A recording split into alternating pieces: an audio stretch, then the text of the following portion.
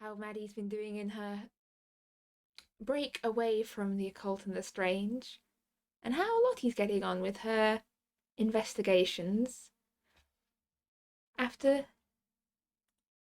the introduction.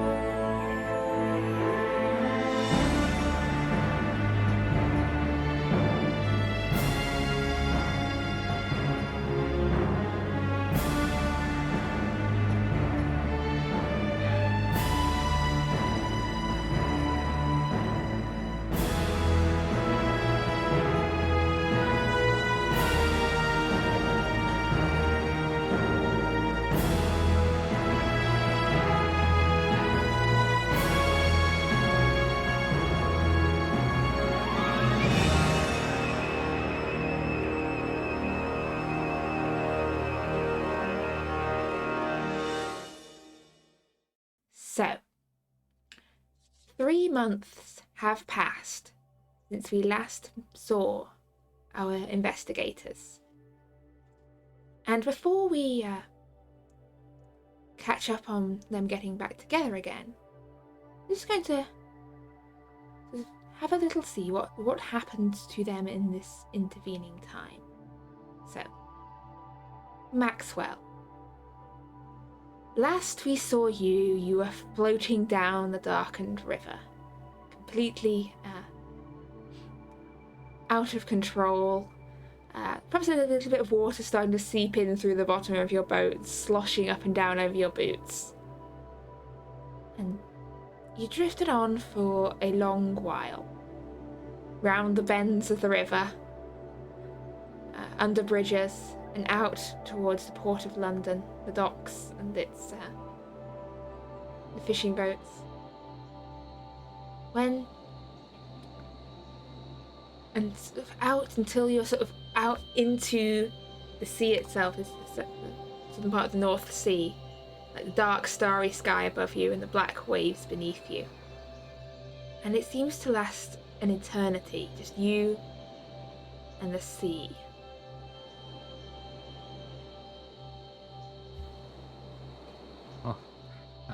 I see it was not enough to take my wife and daughter, and now you'll have me, will you?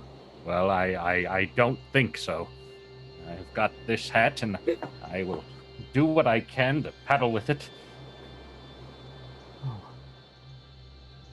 Surely hope that someone will come along shortly.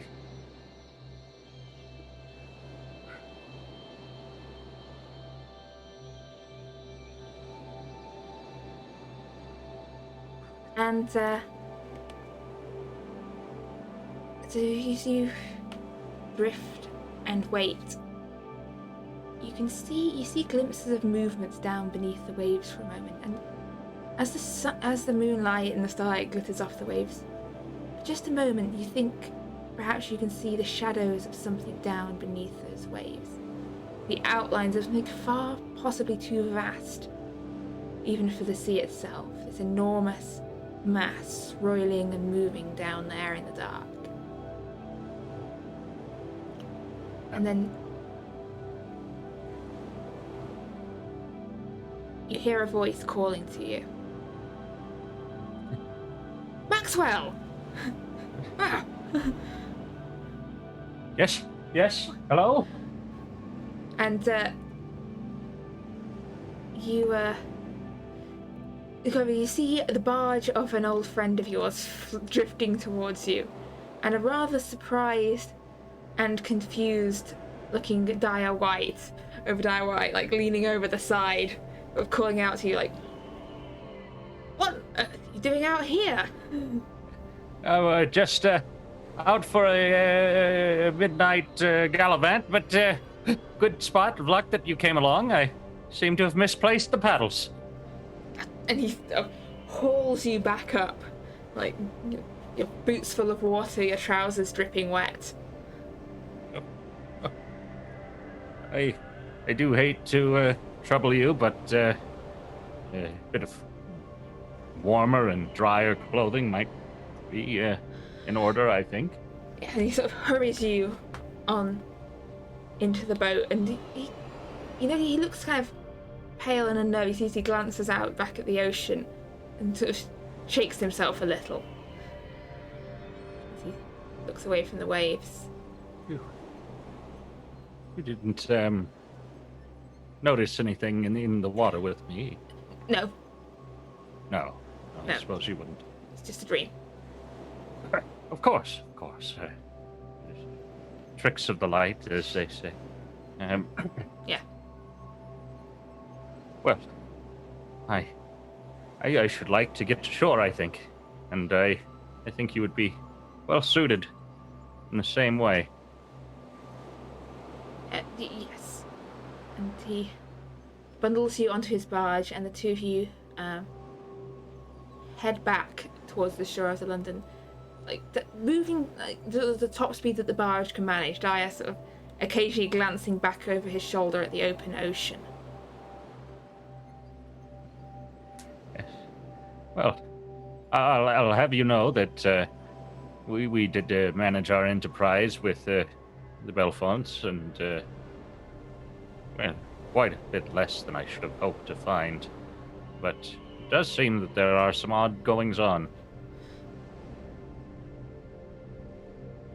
Yeah. You hear them. What? Hear who? No. In the dreams, you can dreams of drowning, of the city underneath the water. Yes, I remember. There was... No, it must have been something in all the clatter and calamity at the house, but I had sworn for a moment that there was something there in the water. Something... No. Yes, you're right. Probably best to set it aside for now. And really, I must insist, do you have any trousers? Oh yeah, and he hurries to get you some trousers, and the boat carries you back to the shore, back to safety. Well, I must once again thank you for your assistance, but perhaps a bit of time inland would be advisable this evening. It seems odd on the water tonight, I think.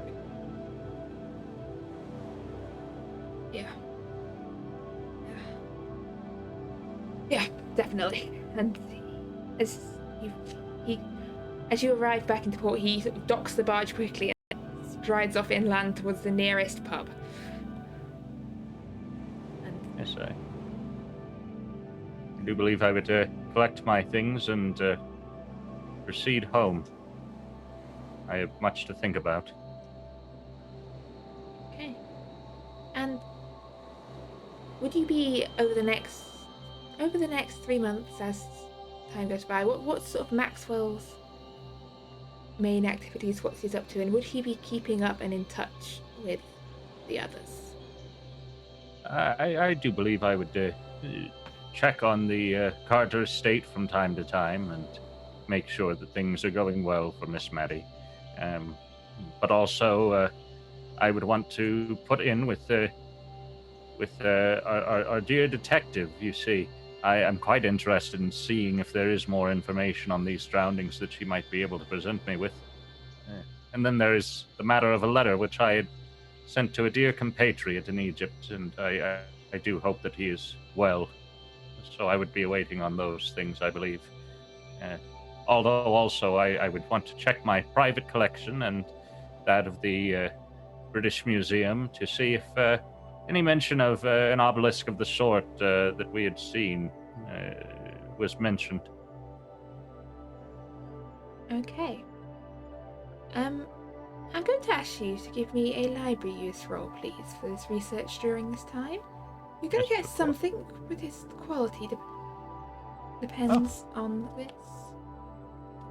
We've done quite well. Oh, yeah? And that sounds like a veritable success. So, reading around about the obelisk, you only caught a briefest glimpse of it. But what you recall of the carvings and engravings, the most similar inscriptions and details you can find are related to the goddess Isis and the goddess Nephthys. Yes. And it matches the description of an obelisk that seen partially submerged on the banks of the Nile. Like an old fallen obelisk that was noted by archaeologists, submerged in the reeds in the Nile, but hadn't been dredged out or taken anywhere in its last mention in the British Museum. It's fitting then it should end up by the shores of another river, I suppose. And after about a month or so, a reply comes from your friend Morad, and sort of updates you on what he's been up to, and he's as well. Things in Egypt are as well as can be, and he would confirm sort of that an obelisk was reported being like dredged up out of the mud beside the Nile and shipped off. He didn't really know where, but had been shipped off out of Egypt. It didn't really cause that much comment or interest, as it was not a particularly valuable or historically noteworthy item. There's many obelisks and many obelisks getting taken hither and thither to be erected all in various cities that they would just want to add a bit of Egyptian decoration. This one was a fairly small obelisk, as obelisks go. And he does note the only sort of point of interest about it was there was apparently a brief bit of a confrontation between the archaeologists digging up the obelisk and a local group who call themselves the Brotherhood of the Black Pharaoh, who he mentions as being very much bad news. See. I would pen him a reply urging him to remain safe in these matters, but that has come into the possession of a shipping magnate, for lack of better words. I will leave them unnamed in this particular letter out of concern for your safety.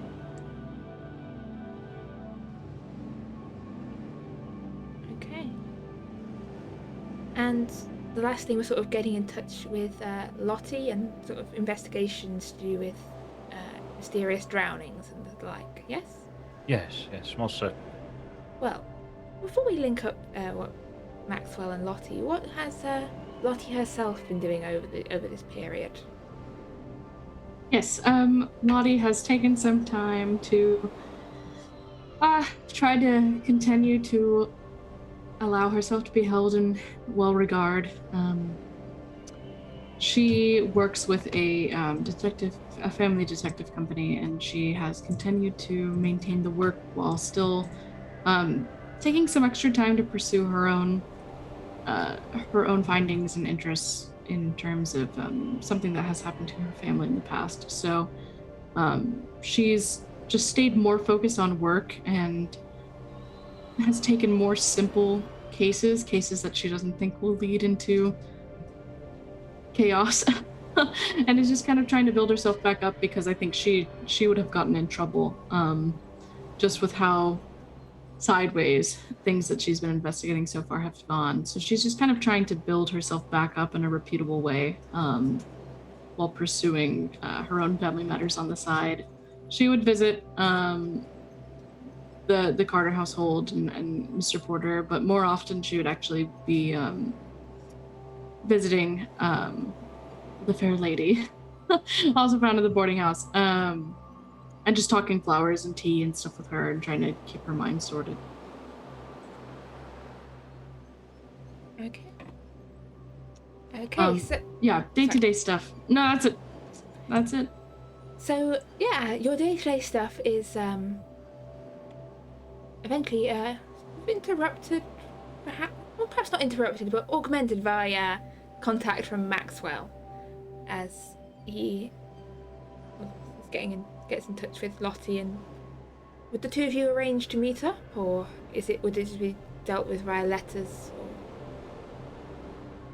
Or... I certainly would have invited her to some event of some kind, whether it be lunch or tea, or perhaps a nice jaunt to the theater. I'd be happy to meet in person. Yeah, so perhaps a trip to the theatre with a chance to have a bit of a chat about your corresponding investigations and things. So set the scene. It's during the interval of a performance of, I don't know, what kind of theatre shows would Maxwell and Lottie be into? Well, I don't know what your preference is, Miss Lottie. Lottie doesn't usually go to the theater, so you would have invited her to whatever you're interested in, and she would have been like, okay. Yeah, she doesn't have much preference. Perhaps something Greek, then. Sure. Yeah. Well, okay. Well, in which case you have been seeing a performance of the Iphigenia. It's a Greek tragedy of revenge and more revenge, and there's a side order of murder. Perfect. Family killing family, and also. So after the brief interlude, after which the king is stabbed to death by his wife, the two of you get a chance to talk in private. Yeah, I do hope the business with the police was cleared up quite easily. Oh, yes, it wasn't too bad. It was just, no, it was quite all right, and especially with, I believe the Carters actually came to bail me out, right? That was who came and paid the bail. Yeah. So, yes, no, I mean, we have good friends in good places, so it was fairly easy to absolve myself of that. I mean, it wasn't like I was a common person on the scene. I was a proper detective, and there was proof that I was involved in the case, so...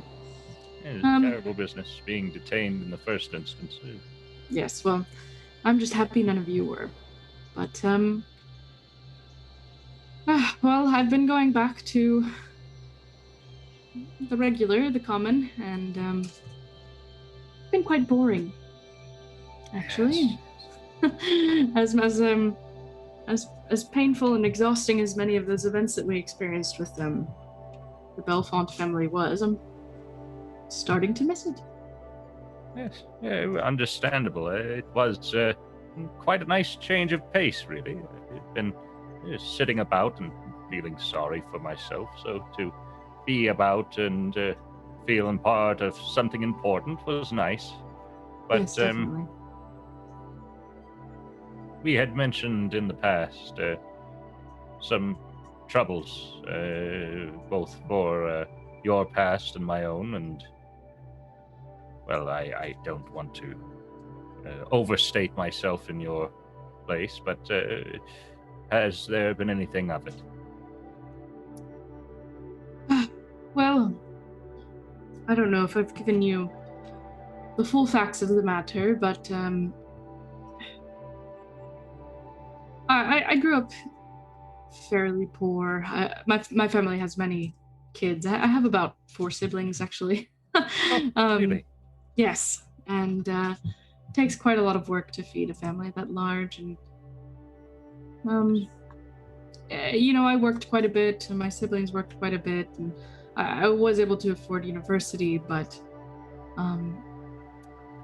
before I was even born, we had not been as poor as I remembered. We had our family was decently well off, and then we were robbed. Oh.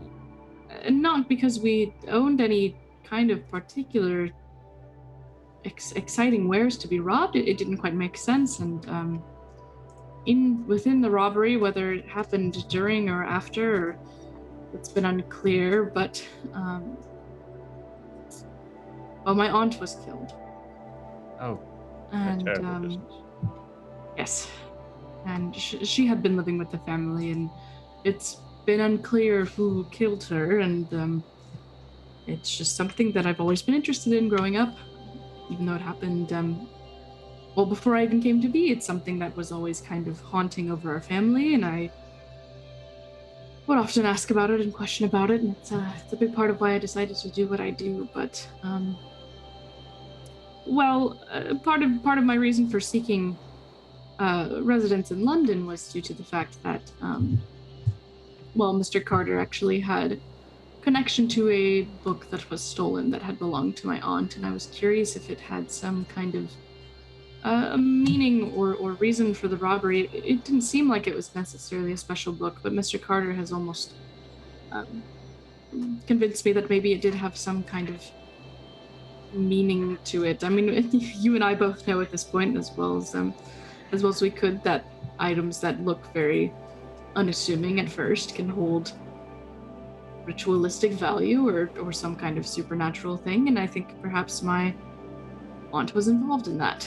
And I do not blame the Bellfonts for my aunt's death, because so far everything in my investigations as I grew up and since I've received my degree have pointed towards it an inside job, that someone of my family killed my aunt. And whether or not it was made to look like that, or that is what is true, is what I've been pouring after these past few months. And would I have found anything new, Keeper? No, what are you specifically sort of looking for here in directions? Just now you sort of know perhaps more of different angles this might have caused Yes. this? I think the main concern is that I was very worried and very focused on how a lot of the evidence pointed to one of my family members killing my aunt. Specifically, I think my father seemed to have some potential framing to him. But is that true, or was the person who killed my aunt just very good at framing someone else? I think would be the thing, and especially with Bellfont and forgive me, I forget what Mr. Carter said specifically, but I think Bellfont was associated with Sir John? Yes. Sorry, I'm referring to Mr. Carter. Yes. That's right. I didn't know I know Maxwell and Maddie briefly got married in the OBS earlier, so I didn't know if it was... yes. No, Sir John Wallace, yes. Whenever we had talked about the book, he revealed to me that I think the Bellfonts did have some kind of attachment to the book, right? And so yes, I think at this that point... is what he said, yes. Yeah, so I think at this point I would be, especially with everything going on, my investigation has turned to the Bellfonts. And is there, for some reason, a way that this book would have been important to them, or have they been known to frame murders, or, something like that? Okay, Or if they've had any business in Portsmouth ever. Oh, I'm trying to think what a good sort of role for all this is. This one I need a good solid investigation role. Yeah, it would be a mix between talking to people and just doing paper research. I'm going to say make me both either a charm or a persuade and a library use. It's like a combination of between talking to people and reading up on stuff. Let's see what is a combination. How Gotcha. good information you managed to get.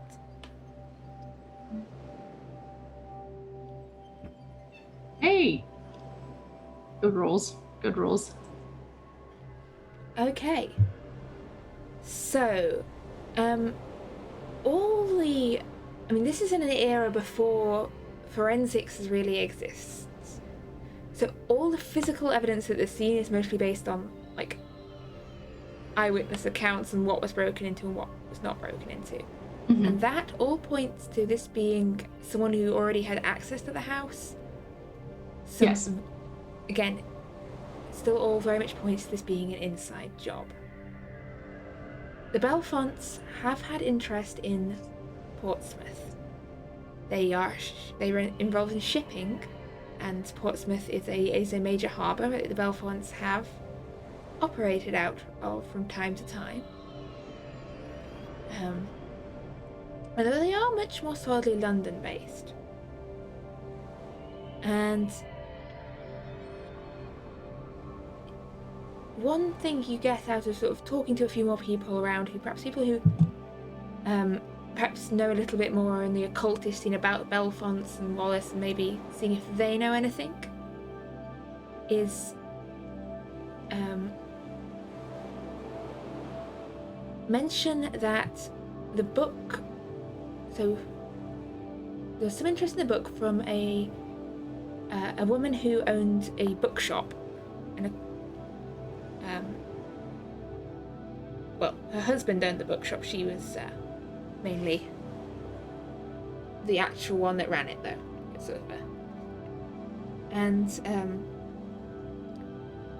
A woman named Leticia Cresswell. Leticia Cresswell. Okay.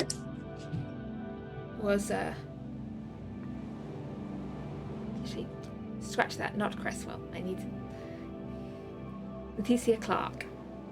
I'm getting my timelines mixed up here. Leticia Clark, who was noted to have been seen talking to your father quite a bit before the events transpired, and also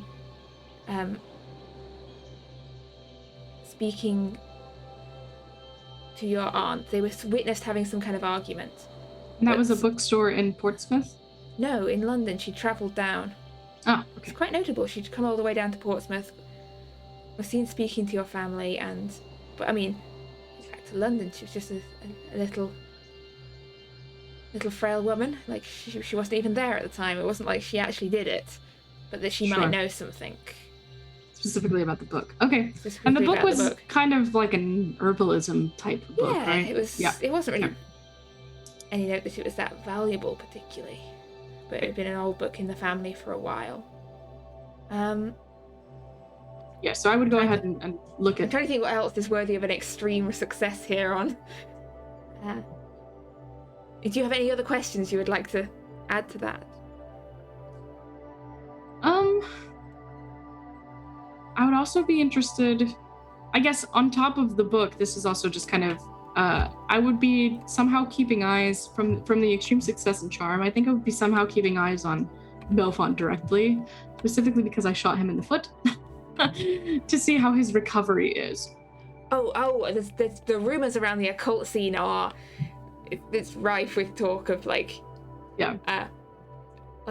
ruffians beset William Bellfont. He was shot in the foot, and he's not really talking about what happened, but it was clearly some kind of terrible robbery gone wrong on his estate. Or another tale is that it was like a spurned mistress that that's me. Yep. Shot him in the foot. Like he's not really talking about it, so the rumors are starting to spread of why someone would shoot William Bellfont in the foot. Okay, I would probably be great. I'm fine with that.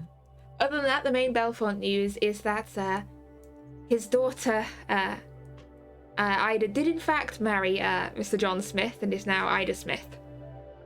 It was a private... After, in Bellfont's own words, after the recent drama and tragedy, they decided to keep it a very small ceremony behind closed doors at the family chapel. Great. no one's really seen either Ida or John Smith out and about since. Sure.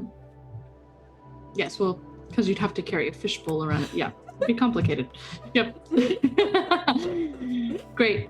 So I would go ahead and let Maxwell know. I'd basically summarize like, oh yes, well, I've been looking into this. I've been keeping a track on the Bellfonts, and they went through with the wedding, and it seems Mr. Bellfont is recovering fine, but not speaking on what happened, which is beneficial to us, I suppose. And well, I in terms of clearing anything up on my family, I've got a lead or two now that I hadn't had prior.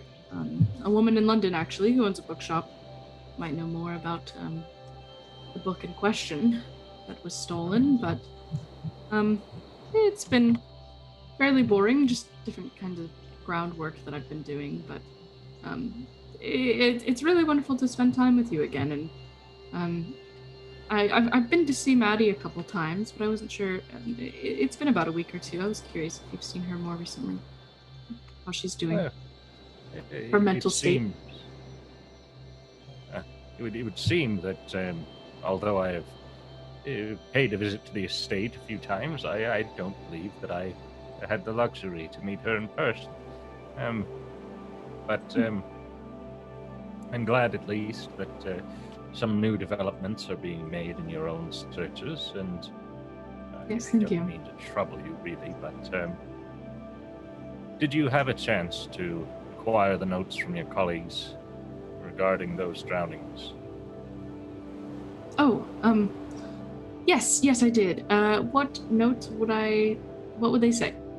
They say there's not, over the last sort of 3 months or so, no real reports of any on-land drownings, nothing recent, until a week ago. It's taken some time to filter through to Inspector Barnes, your contact and your police. But a week ago, a man in Bloomsbury drowned on dry land. His name was Henry Blake. He wasn't really a man of much note. The obituary is pretty brief, mentions that he co-owned a bookshop, and that he leaves behind his wife and no children. The case file itself has put it down as unexplained cause of death. No suggestion of foul play, and there might be some strange and unknown medical condition that caused fluid to fill his lungs. Which is why it took so long to filter through as being even on Inspector Barnes' radar. It was not seen as a murder, not seen as I would kind murder of someone by drowning. Advanced pneumonia or something like that. Yeah, sure. Something like that. Okay. And also another bookshop owner. Yes, so very curious. I would Yes.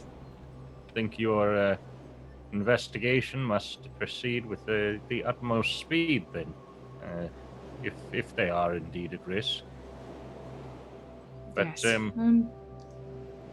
I'm sorry there isn't more to know or say, and I think at this point, rather than look for inspectors, you may want to look to hospitals and things. I know I don't particularly have any contacts in the medical industry, but especially since this was a report written up as a medical phenomenon, there may be people who have drowned that aren't in the records, that didn't necessarily have any reportings or make it to the papers simply because it was written off on autopsy, or the family didn't really think anything of it. So that would be where I'd check in. But concerning that it was a bookshop owner, it seems like books are quite important to the occult.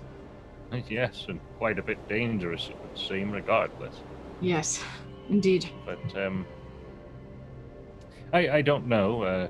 Do you have intentions after the play, or perhaps we might stop by the Carter estate and check in, as it has been some time for either of us? Oh yes, I'd I'd be happy to do that. No, I didn't have any plans, actually. I rarely do nowadays. Like I said, it's been a bit too boring, so stopping by the estate would be quite nice. Yes. And then perhaps all of us together might check in on this bookkeeper of yours. Yes, I think it would be worth checking in on both of these bookshops. Yes, yes, certainly couldn't hurt. I would quite like to see if any other strange happenings. Indeed. I would invite Lady Irene. I know you haven't seen her in a while, but she has a dentist appointment today. Oh. So, unfortunately, she'll be unavailable. Yes, well, you know, these fanciful flights that she is prone to, while I no means say that she does not see what she claims to see, but... Yes, whether or not it's truly a dentist appointment or not, hard to say. But she's indisposed today, so yes, we could go to go see Maddie and see if she's perhaps become bored as well. Well, hopefully it has been a bit calmer. I understood that she took a holiday there for a while. Yes, it's yes, well, it's been hard on her the most, I'd say, of all of us, but strong-willed and beautiful woman. I'm sure she is getting along quite fine. Yes, I'm sure, and the estate surely provides the finest of medical assistance, so... Yes, and alcohol. Yes. Okay. So as the play, which is actually called the Oresteia, I was merging it with another play, closes on its final act, we'll go and see how has Maddie Carter been getting on over the last 3 months after the traumatic events of the Bellfont Estate and the possibly more traumatic events of reading that occurred beforehand. Well, was it like a week or two after returning home that one night, healing just enough to be able to travel, she would have begged Uncle to let her go to the country to heal and relax away from everything for a couple dear, of months. I think it'd be good for you. Head out to Surrey. Actually, maybe not Surrey on hindsight. Hampshire. There's a lovely place up in Hampshire. Thank you, Uncle. Take some time. I feel that I am going to need this.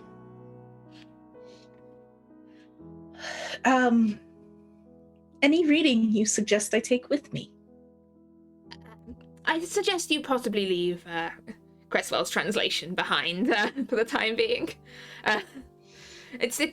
Whilst I think reading it is very enlightening for your mind, I think perhaps you could use a break from it. Perhaps leave it back in my safekeeping of my library for a while? Yes? Yes. Unless you think it should be better staying in my room. As long as it's safe and you know where it is and it's possibly not with you for the time being. Then yes, if it's secure there. You think it's secure there? I have a lockable drawer. I'll be able to lock it in. Well, pop it there safely, and I assure you it will be there when you return to London. And I encourage your further study of it in the time.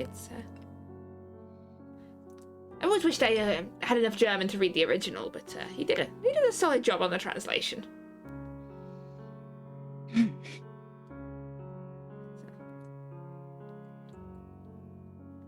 All right. Maddie packs and leaves and spends two months in, what was it, Hampshire? Yeah, 2 months up in Hampshire.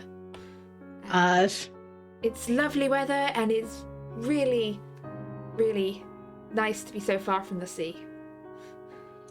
Yes. Lots of walking in gardens when I'm able to walk.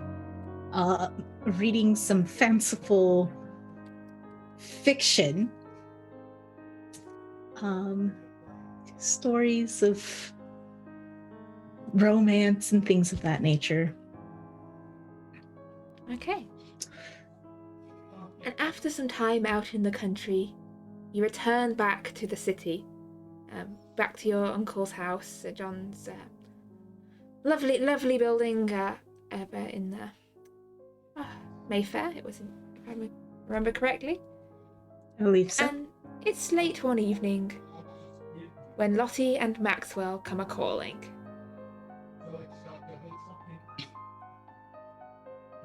They're shown in by the long-suffering James,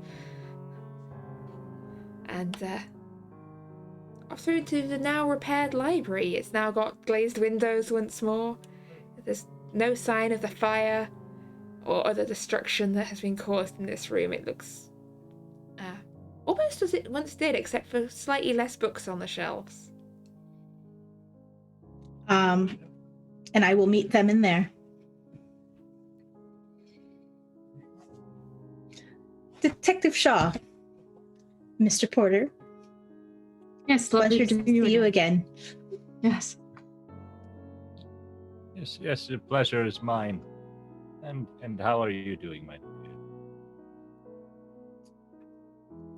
A little better. I would like to take the time to apologize for my behavior the last time we really spent time together.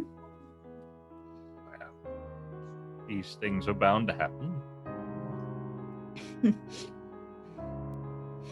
Yes, no, how was your holiday? Quite refreshing. Good. Yes, well, I think we've all kind of found our own ways of mending our troubles. I've been hard at work, and Mr. Porter has been somewhere between work and play, I assume. Oh, yes. From what you've told me. Various odds and ends. Yes. So, I'm glad that you have found something to heal what has ailed you, at least a little bit. Oh, well, you having recovered somewhat, I don't know if you would be up for an outing, but Detective Lottie and I had discussed perhaps perusing a couple of bookshops. Anything specific in mind to be looking for in the bookshops? Well, one of the bookshops is linked to an unfortunate passing of someone who mysteriously drowned on land, which is something that interests us based on what's been going on with the Bellfonts and Mr. Porter's research. And then the other bookshop belongs to a woman who used to come to visit my family in Portsmouth every now and then, that I believe may be linked to some family matters that I've been pursuing in my free time. So they're business outings in a way, but we can take them in a leisure sort of mindset as well. I would be glad to join you on this outing. Let me inform my uncle that I will be stepping out. Do you have the addresses of where we will be going? Supposedly, yes. I believe you have the notes on you, yes?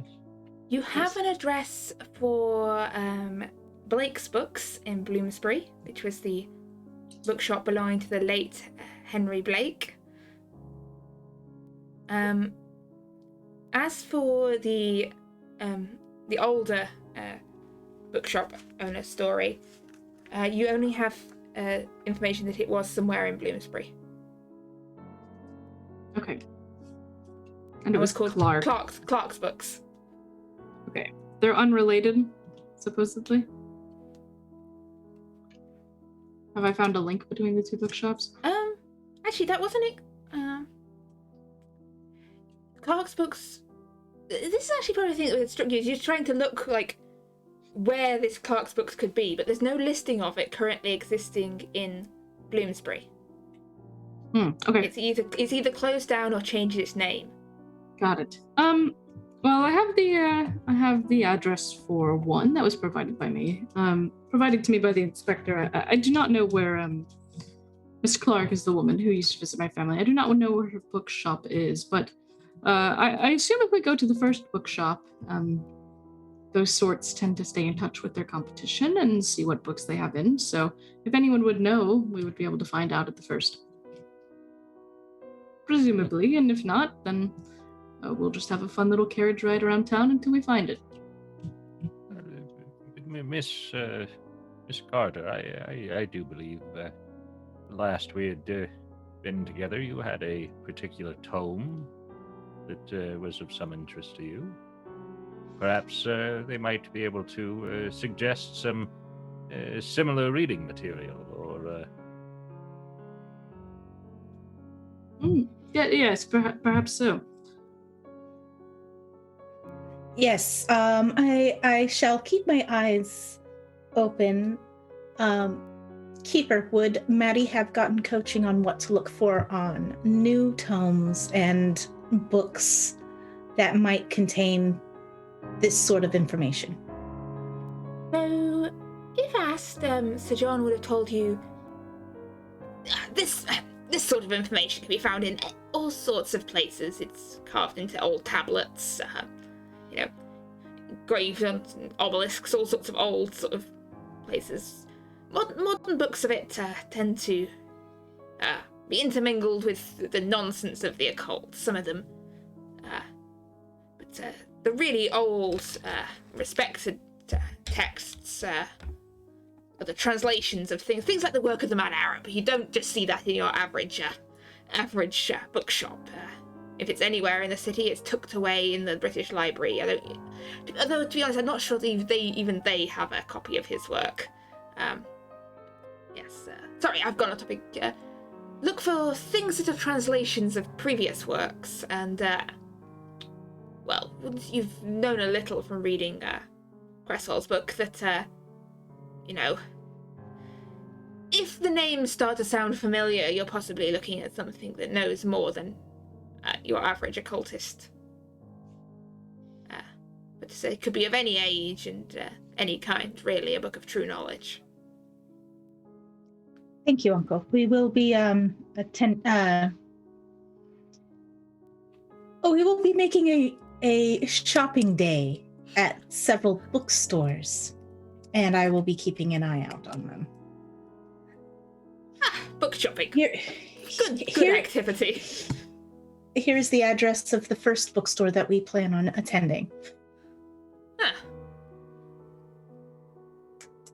I'm not coming with you. My leg. It's No, I understand. But should anything happen, that's the first place we are going to go.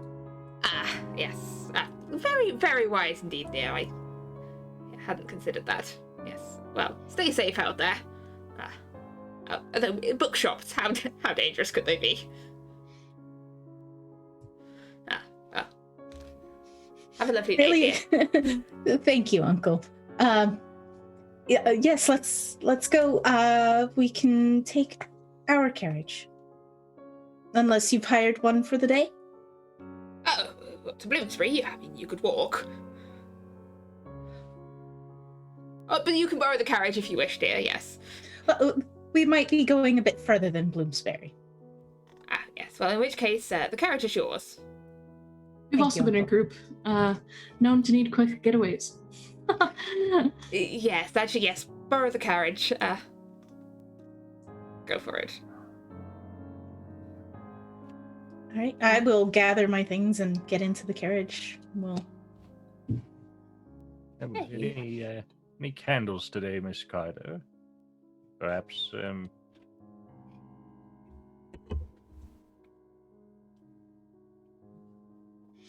I've gotten some sense into my head, and I will not be bringing any candles into bookstores.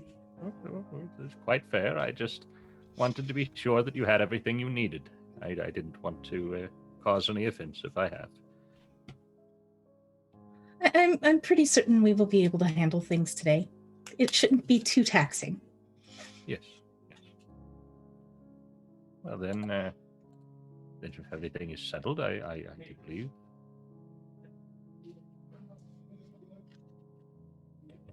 Yes. Let's Yes. let's go onward.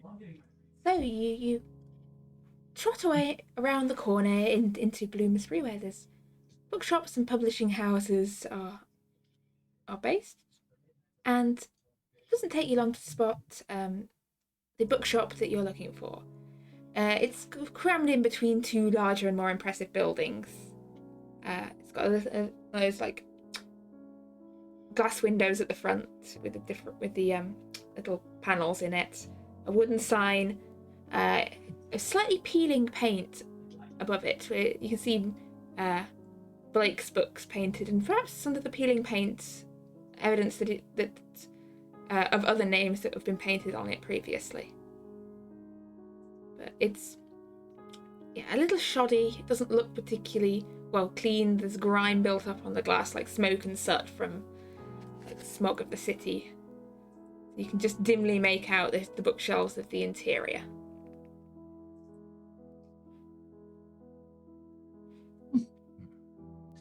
Well, it does seem in a bit worse repair than I was hoping, but I suppose this sort of thing is to be expected in ancient bookstores. But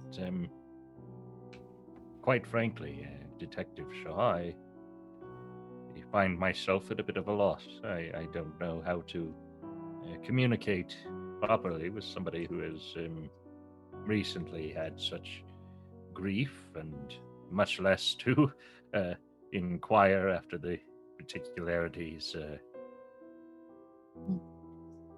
Yes. Have you any?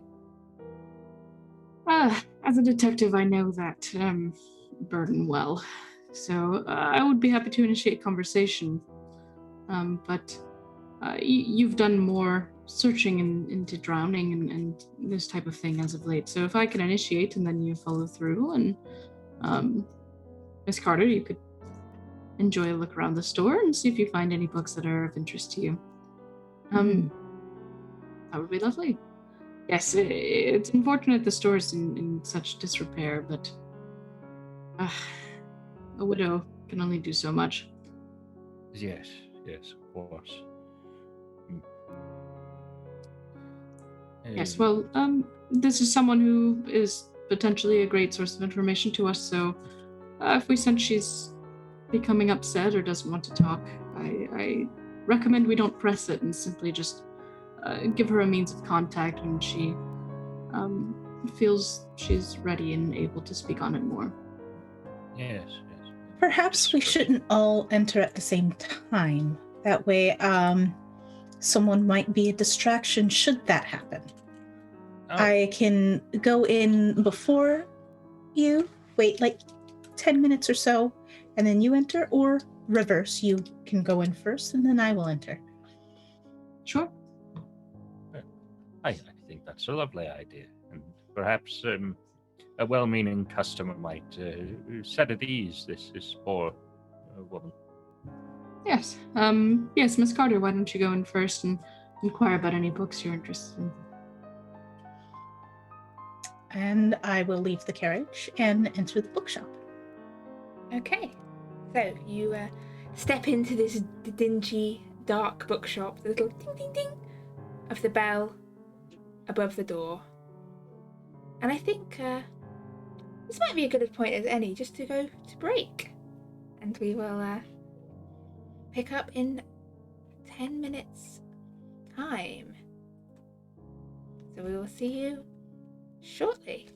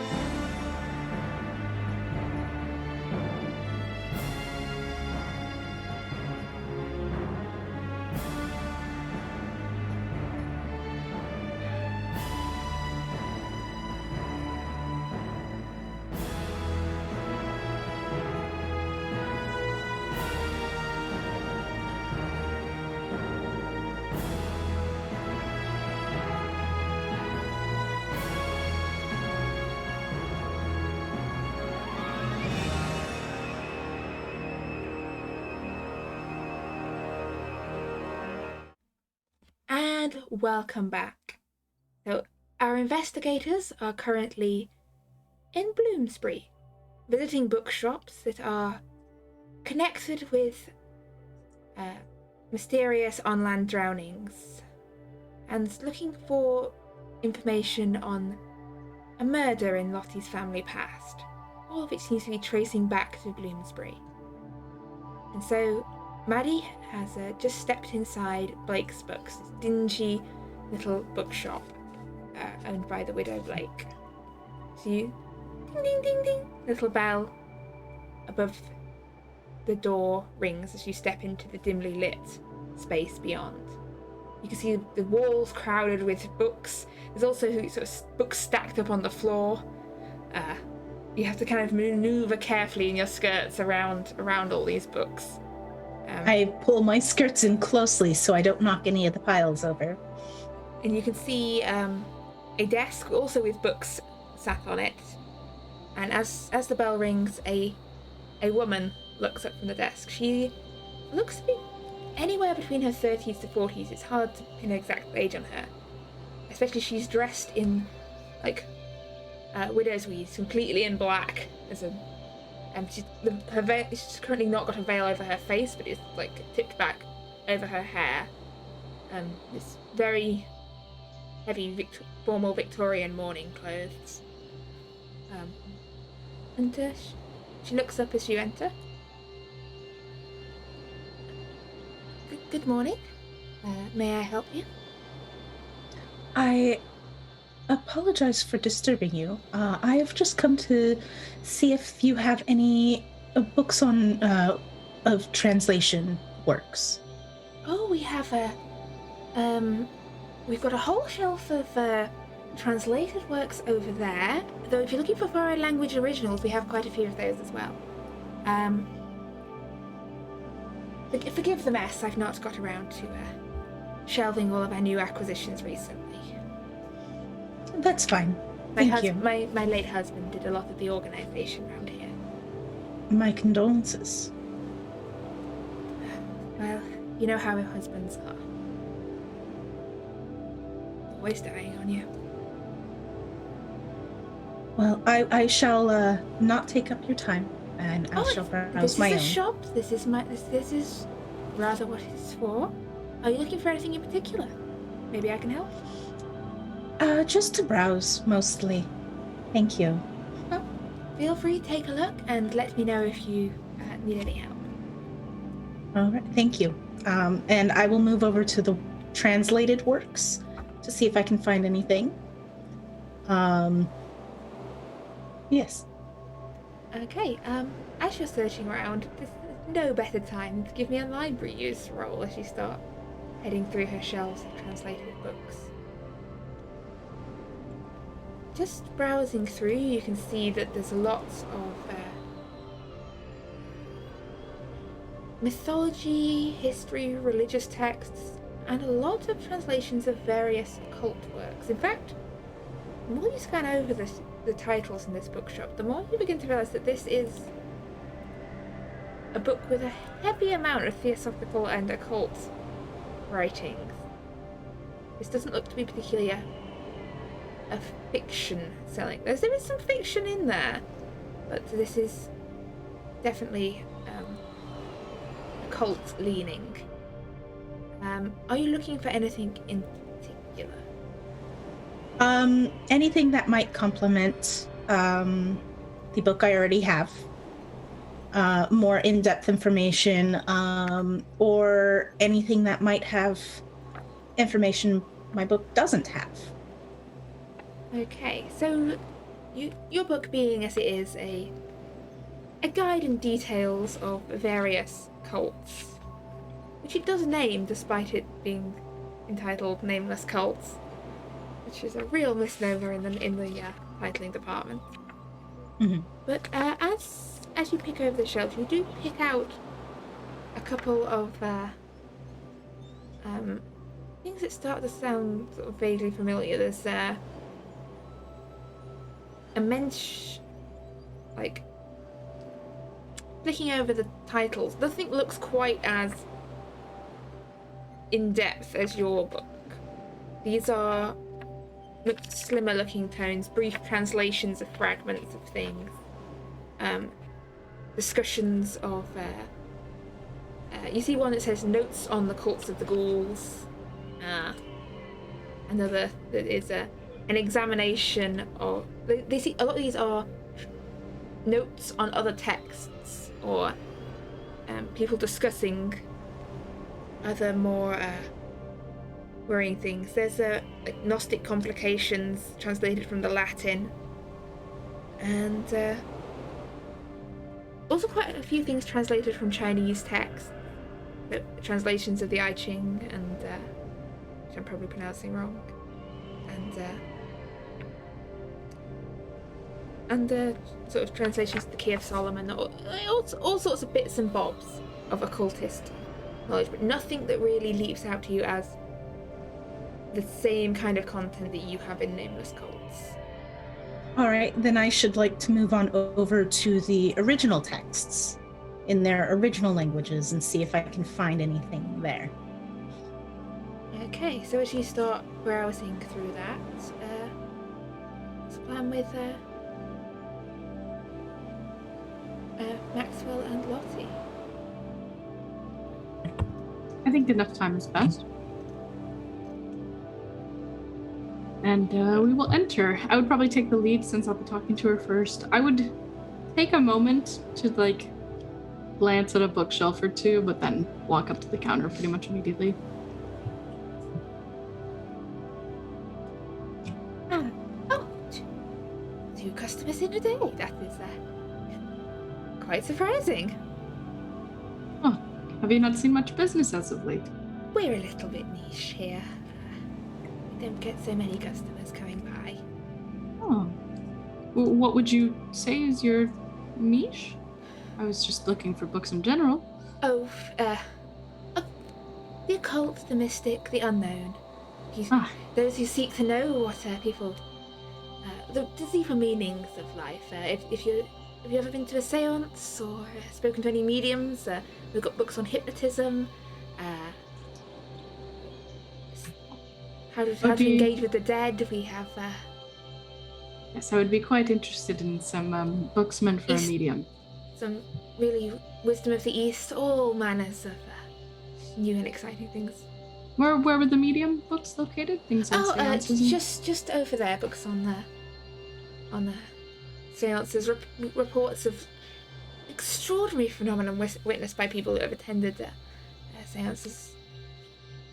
Oh, wonderful. Yes, a close partner of mine is a medium. I would be happy to gift her one of these books. Anyone I might know? I've been to a few seances in my time.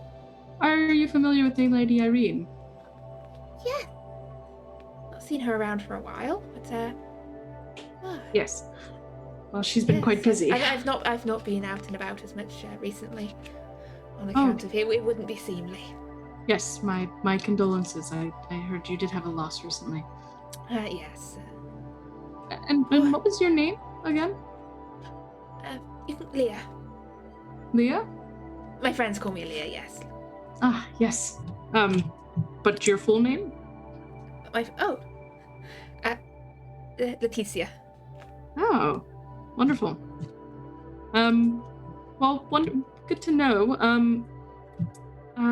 I'm just, I'm actually a detective. I'm not really here on any kind of business or work or anything, but, well, I'm accompanied by my good friend, Mr. Porter here, and he has, unfortunately, a fairly similar, situation family-wise that he had found himself in, and my condolences. We were hoping to connect with you on that if it wasn't too troubling to speak of some more. I know you're still very much in grieving, but I think we are both of the understanding that what has happened to your late husband is not as well, we don't believe it should have been written off as medical. And I assume you and your knowledge of the occult don't believe it should have been written off as medical either. I can't really say I'm knowledgeable about the occult. it's a living. It is quite a, it's quite a popular subject these days, and Yes. people are willing to spend good money on books about it. I'm not myself. I visit seances, but more as a professional networking thing. I myself have never. I wouldn't really consider myself a believer. I Yes. see that we find ourselves in similar regards then. Yes, well, believe it or not, what happened to your husband is quite out of the ordinary, and the same or similar type of thing has happened. Well, I'll let Mr. Porter speak on it. Yes. Please, if you can find a seat somewhere, feel free to sit down. Are there chairs? They are. They have books on them. I'll go ahead and move some books, and as I move the books, I'll keep an eye on what books they are. I'll just kind of peruse them a little bit and move them aside. If you move them, you see the one you see is just a copy of Oracles of Nostradamus. Sure. Okay. Like 3 different copies of it in a stack.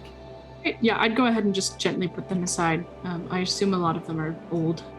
And I'll take a seat. And,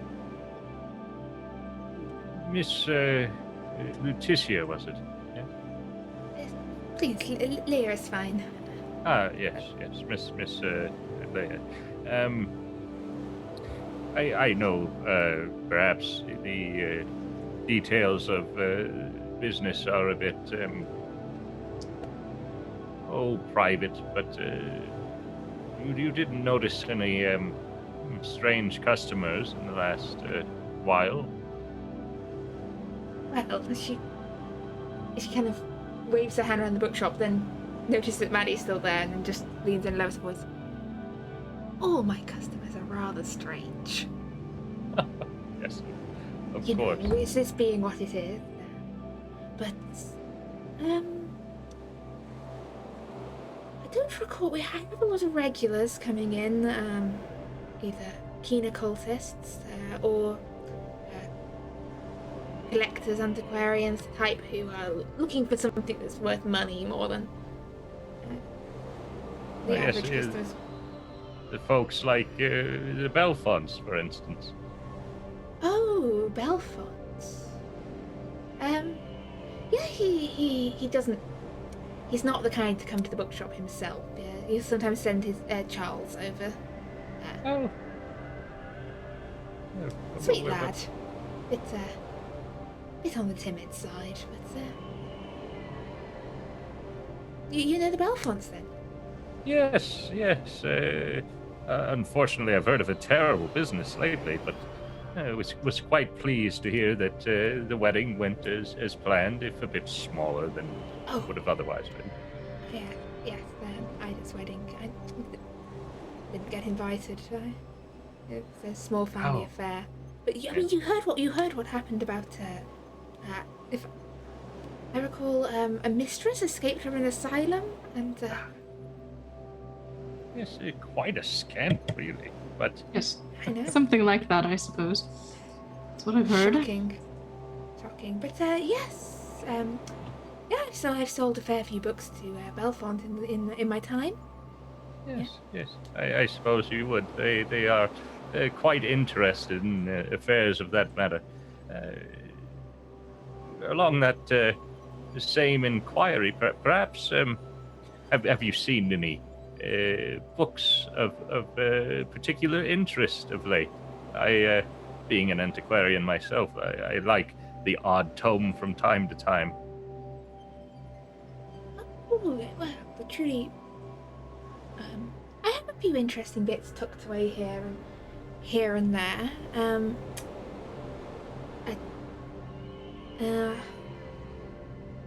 I'll dig one out for you in a sec that might spark your interest. And she waves her hand over towards the stacks where Maddie is currently like browsing her way through. Oh yes, well, don't trouble yourself overly much. I would like to see it though when you'll have the chance. Oh, definitely. But I mean, more particularly, you seem to have received a rather large number of books recently, at least from the seeming of the place. And perhaps in the last week you acquired something of particular interest. Oh, these, most of these are from Henry's collection. He was a bit of a hoarder. Henry. Henry Blake, my Yes, husband. of course. But it hardly seems sensible to hold on to 3 copies of Nostradamus now, does it? Apparently, there's some interesting typos in one of them, but Well, I mean, if these copies are giving you trouble, perhaps I'll take them off your hand. Oh. Feel free, and she names a very reasonable price. Yes, I see no trouble with that. But we'll deal with the matter of money at the end. I think that's more appropriate. But yes, I should like to take those tomes from you, certainly. But also, well, to be quite frank, my wife and daughter were found in a similar way to your late husband, and so I suppose I had wondered if anything seemed out of sorts about him in those final days. Well, out of sorts. He was making an awful dither about the fact they got woodworm in some of the shelves towards in the Greek section. He did mention he'd had a run in. There was a gentleman he was selling books to.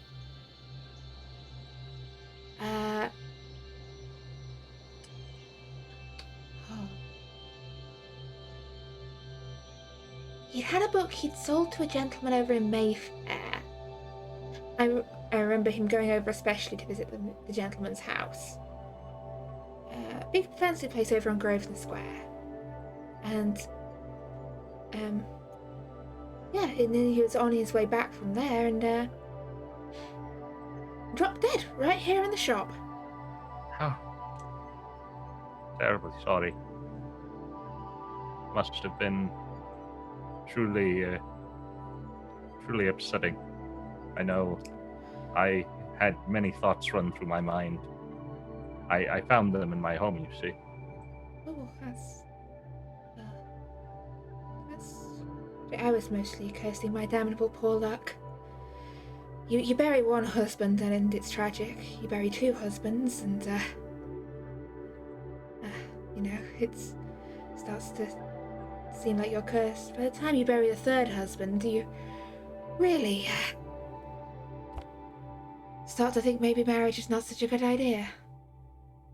You've lost 3 husbands at this point? Yes, and poor Henry was my 3rd. Was the nature of your previous husbands any similar to the nature of the death of Mr. Blake?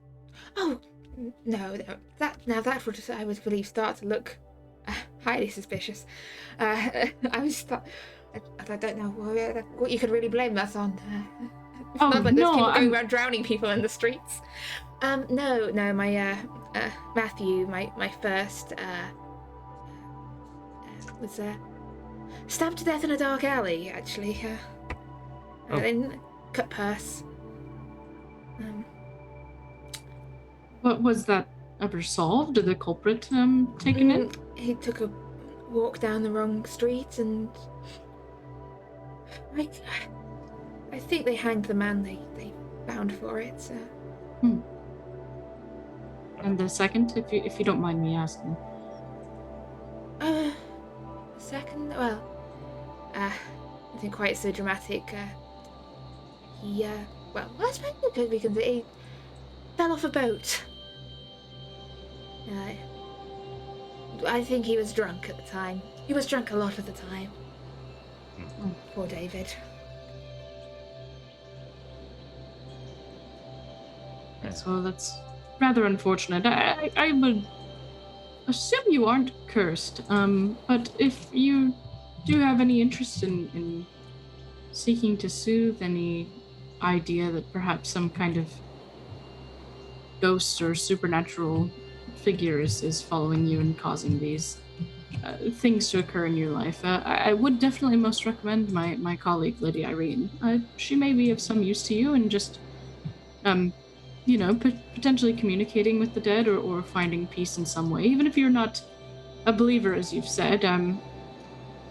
Well, I was not a believer until recently myself, and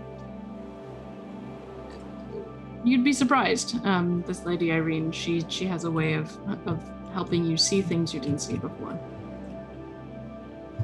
Perhaps I should look into it. I'd recommend it just for some level of peace of mind. Yes, and did she looks over to Maxwell. Did she help you at all? Well, of course. Being a dear friend of ours, she's done all that she can, and it did bring no small amount of peace to have such a good friend about when these things transpired. But I must urge you as well, please, do something for yourself, my dear. These things can't be allowed to keep one shut away from the rest of the world and being locked amidst all these tomes. While yes, a very good source of income and a wonderful livelihood, I must encourage you, go out to see the theater, enjoy the town. It is important for one's keeping, you see. Yes, there's quite a good play about right now that we just saw the other night. Oh yeah. A bit murdery, but it's theatrical, so perhaps there's a separation we can find there. I find all the best plays have a few gems in them, Yes. Is this a dagger I see before me? All that sort of thing. Oh yes, my dear. Indeed. Maybe you had missed out on the opportunity to be an actress yourself. No. I'm not got quite that desperate. In any case, I suppose the only other thing I could possibly trouble you for is these deliveries of books that you've received in the past. Did he make mention of any supplier, or? But perhaps that's asking too much. I don't know. We mostly get them from house sales, job lots, people selling off the possessions of deceased relatives, that sort of thing. The stuff we get as new prints comes from various publishers around here. The Withrows, do you know them? They publish a fair bit of occult stuff. So, Withrow and Sons. Withrow and Sons. Perhaps I'll have to pay a visit. I don't believe I have been. They're a fairly newish outfit. Well, when I say new, they've probably been in print for at least a decade now. I'm showing my age. No, my dear. You are just as fresh and as lovely as ever. But who are flattering widows like that? You'll get yourself a reputation. oh, I should hope not. But please, we've taken up so much of your time as it is, and you have another customer. Oh yes. Oh, I will go and see how she is and see if I can dig out that book I mentioned. Yes. Yeah. I will go to look upon the seance books, and if you ever needed to seek out any assistance, either through Lady Irene or myself, the name is Detective Lottie Shaw. Are you a private detective or associated with the police, or? I associate with the police when I have to, but more so, I consider myself private to an extent. I work with a small family detective agency in London, Millers, if you know them. A good lot they are. I can't say I've heard of them, but yeah, I'll keep you in mind Should Yes, I need definitely. anything investigating? I appreciate it. I am from the Portsmouth area up here. It's quite nice to be up in this area now. Oh, well, I've been there for years. I do like to go do a nice trip to the seaside from time to time, but usually Yes. I get down to Brighton instead. But, anyway, we're getting off topic here. I should go see to my customer. Understandable. And she heads on over towards where Maddie is. Miss, may I be of any assistance? Actually, I saw some of the translation books that you had referenced the originals and was hoping you would be able to help me. And she's got a book tucked into her arm already. And she's been going back and forth between the translated and the original languages books, trying to, find anything that might pique interest. And I think I should like to use spot hidden to see if I have seen anything more that might be. Go for it.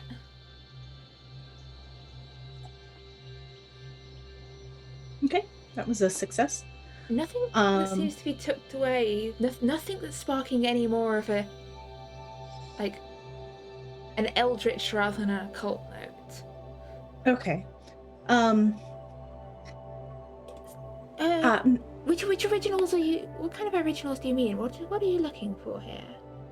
Well, I currently work with the museum here, and I've been doing some research into the occult as well as some of the older religions, and trying to piece some things together. A personal project of mine. So, possibly to write up a dissertation for. And I'm looking for some things. I found this one here, and she points to the book that she has in her hand. Malleus Maleficarum, Hammer of the Witches. Mostly a lot of old nonsense, if I'm being honest. How to find witches. Well, do you have any suggestions then? What of how to find witches? Well, not just how to find witches, but any of the older religions, or any of the more recent cults that might have. I'm trying to find an evolution. Mm-hmm. Oh well, there's so many cults. So you think you've any cult in particular?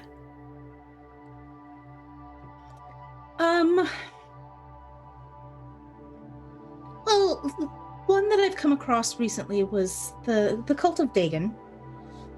And I've seen a few others mentioned, but I'm not sure how I feel about researching those ones right now.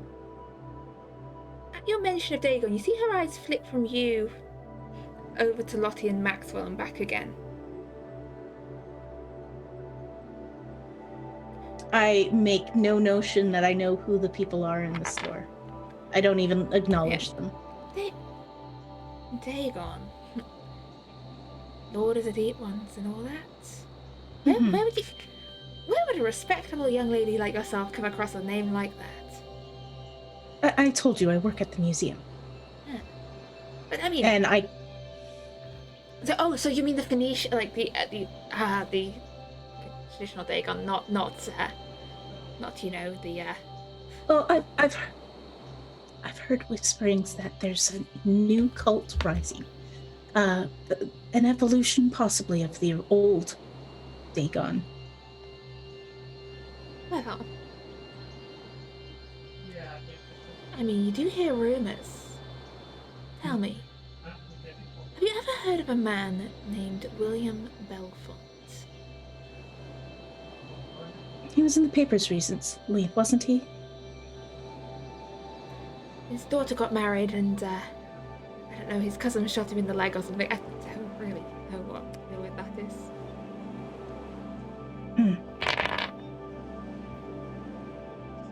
Okay. Yes, Well, I believe what about him? He started a little organisation. They call themselves what's the word? The Esoteric Cult of Dagon. I really don't know why he needs to go adding that word into things. Well, do you have any more? Do you have any information on that? Well, they meet over at his estate. I can put you in touch if you'd like. I myself am not really into that sort of fishy business, but I could pass on your name if you'd like him to get in touch with you. No, I'm more looking for how it evolved, rather than it being a true religion as it was in the past to what it is now. I may have something on the history of the worship. Let me just think. Hang on. That gentleman over there. I promised I would pick it out somewhere here. Where did I put it?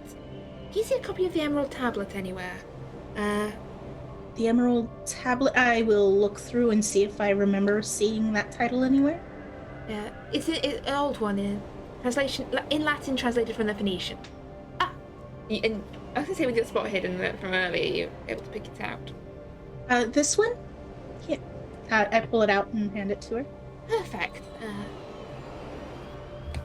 No one, not really an everyday person's going to buy a random alchemical text, but might be an interesting collector like that gentleman over there.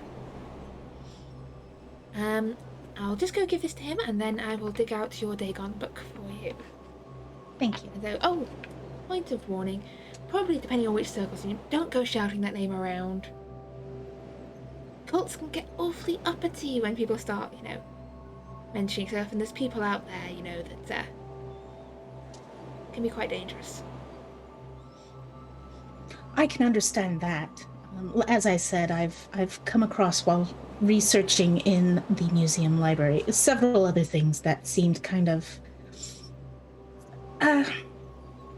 disturbing, to say the least, for some of the older religions. Don't mind me asking, but you said museum research. Any particular book that you found all this in? I'm a bookkeeper curiosity. And I will give her the name of the book that we found the information on when we were in the library. I can't remember. I can't remember either. What it was, but it was I remember the name a book. of your book, but I can't remember the name of the. It was a book off of the shelves in the library and the museum. I'll have to check that out. Anyway, one sec. Mr. I'm sorry. Yes, Porter. Porter. Here you are. It's 16th century translation of the Emerald Tablet. Okay. Short alchemical text. Yes. It's supposed to be the original Phoenician is roughly dated 200 AD. But this is quite an old translation, perhaps of some interest. If you're willing to pay, she names quite a bit of a higher price this time. This is clearly much more of a collector's item.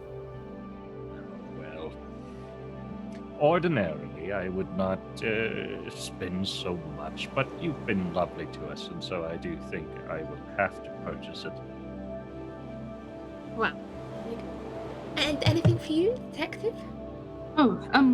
Yes, I believe I found a book that I was interested in, but I had the memory strike me. My dear late aunt had a book around herbalism, I believe it was, and I know that isn't typically a cult, but are there any herbalism books that you might have around, or that would be related? Oh yeah, I have a fair few, yes. Yes, if you could show me those, that would be lovely. Oh yes, this way. was just looking for a good family herbal. Some really interesting ones out there. But here they are, herbals, all this section. Perfect. Browse to your heart's content. Yes, thank you. Did you know my family by chance? In Portsmouth? What was the name again? Shaw. Sure. I mean, I've not been down for Portsmouth for a good long while. Like, I must have been back in, oh god, it was not long after I married my first husband, so when was that? Back in the 50s, I believe, so, good, like 30 years ago, almost. Yes, I was not born around that time, but my father was. And I think I remember him mentioning someone similar to you.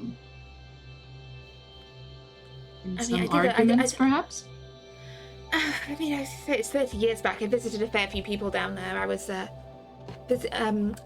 client of mine up in overseas had sent me to acquire various books for him. Did any of those include herbalism? Hang on, let me think. Yes. There was a herbal I was trying to get my hands on. Might that have been your family? It was had some nice illustrations in it, but otherwise, not particularly notable. But you happen to have that book in your collection now. I believe that book may be. No, I didn't manage to get it for him. Besides all my shopping done for it was a gentleman, a civil servant serving overseas. What was his name? Wallace. That was it. Huh. That sounds about right. Yes, well, I'll go ahead and briefly look over the herbalism section. Do I see any books that remind me of it or look like it?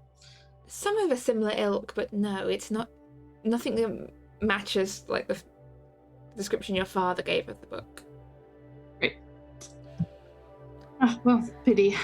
That's quite all right. I just I don't know, a name like Letitia is one that I would remember from my youth. Did you used to have the surname Clark by any chance? Yes, that was my first husband, Matthew Clark. Yes. I'm And you sorry, do I can't remember my father? As I said, I spoke to a lot of people down there. But if it's the gentleman in question, I believe the book belonged to his sister-in-law. I can't remember the details. Yes, my aunt. Yes, and she didn't want to part with it, so that was that.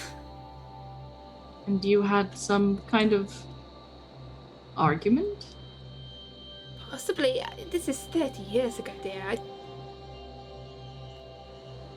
I mean, I was going to say, do you remember what you did 30 years ago? But then you're possibly a little young. Yes. No, I understand. The memory gets foggy. I appreciate the information on it, though. I will definitely pick up this book, and I would have just grabbed some random seance book. Yeah, whichever one looked nicest. Yes, I'll go ahead and pay for this. And I believe, Mr. Porter, did you have anything else? No, right? Well, I was hoping perhaps to find a book on some Grecian things, perhaps related to the play that we had previously seen. But oh yes, you please enjoy the conversation. I will just have a browse about. I shouldn't be long. Alrighty. Well, I will head out to the carriage then and wait up for you, I suppose. If you need, like I said, if you ever need, call on me or Mr. Porter again. Like I said, you may have a different opinion of your father's death or your husband's death, but it's something that I have quite a bit of interest in and think maybe related to some kind of business, and do inquire about Lady Irene's services. I think a seance with her may benefit you in some way. I will do, and should anything come to mind about Henry, I'll get in touch. Thank you. Yes, well, Mr. Porter, I'll see you in the carriage. Great. And I will go ahead and walk out in such a way that I make sure Maddie sees that I'm leaving.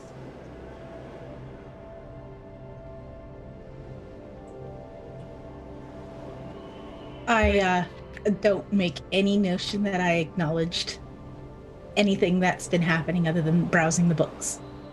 Okay. But is it just... Has Maxwell left as well? Is it just Maddie? I would be wanting to do a brief inspection of the Greek section, just to see if there was anything out of place.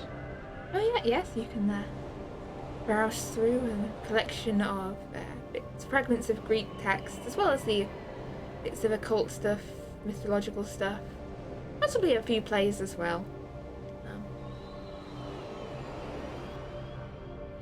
Well, if there's nothing particularly out of place, then I think just a book on one of the plays to make good on my previous comments. Yeah, a lovely discussion of Eumenides. But yeah, she'll sell you yet another book. She's having a bumper sales day today. More customers she's all week. Yeah. And she after selling Maxwell his book on Greek, she wanders back to Maddie, holding in her hands. Here you go, a discussion of comparative mythology and the altering worship of sea deities over time. It's quite the tome. Is that what you're looking for? Actually, yes, this would be wonderful. I'm going to pop it open and see what the table of contents says in reference to what sea deities. It's generally a comparative mythology. It discusses the worship of various sea and river gods in various parts of the world and attempts to draw common connections and themes between them and link it up to modern day worship and practices. Okay. Quite a heavy looking academical tome. Most definitely. And does it list any of the actual gods it's more or listed by anything of sort that of nature? theme and topic rather than by specific gods, but you would see Dagon mentioned there as well as a section on Egyptian gods, a section on Isis and the River Thames and Nemesis and all. And I'm running out of sea gods I can name off the top of my head. And river gods. You don't have to name anymore. I'm going to ask her, do you have any works for any of these gods? And I will point out some of the gods that are listed there. Yes, and she'll come back with a growing stack. And another one on Nephthys, and as she's bringing them, I will briefly, so as not to catch myself like I did that one time, read through a couple of pages to see what kind of information is provided. And this is all much more discussions of mythology that Maddie would probably be somewhat familiar with. This is Egyptian mythology, Greek mythology, Phoenician, Assyrian, Babylonian. It's classical. Some of these the library already has. Yes. So nope, the library has that one. Sorry. Well, I can hardly compete with the libraries of the British Museum. Oh, I know, but you know what? There's a few books here that we don't have at the museum. So I'd be glad to take those. And do you have anything that's a little bit more lighter reading? Yes. I'll, Jane Austen or something of that nature. Oh, fiction. Probably tucked away somewhere, yes. It's not really my speciality. Oh, I think some of Henry's reading. Emma? That... I don't think I've read that one. Yes, please. There you go. So did I get your name? We've been here so long, I feel like we should just introduce ourselves. You can call me Leah. I'm Martha Cartwright. Martha Cartwright. Oh, it's a pleasure to meet you. A pleasure to meet you. And I hope to see you Thank you. again. Thank you very much. Have And to call for... Let's bundle these up, and I will see if I can call for a taxi or something to help me bring these home. Here, let me help you get them all bundled up. And look, I feel like you seem to have a great interest in our shop and a great interest in all manner of interesting things. You're a very interesting sort of young lady. So, Miss Cartwright, was it? Mm-hmm. Looks you eye to eye, and Maddie, I would like you to make me a power roll, please, at this point. The green one? Yes, please. Oh, I failed. And you saw that you blink for a sec, and you're standing outside the shop with your bundle of books.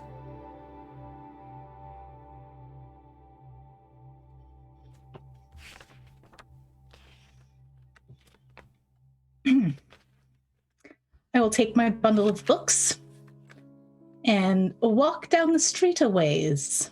Maybe turn a corner. Okay, so you head off carrying your large bundles of books. It doesn't it's not that much later than when you three all went into the bookshop. It's still fairly early, reasonably early in the morning. Once I get into the carriage, assuming they pick me up around the corner, I am going to open up the bundle of books and go through and see if I have everything that I had picked up earlier, or if there's any additional books.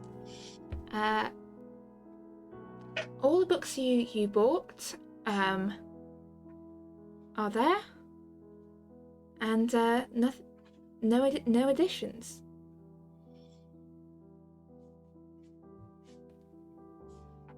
Mr. Porter, Detective Shaw, how long was I in the bookstore after you left? She was there for about half an hour after you left.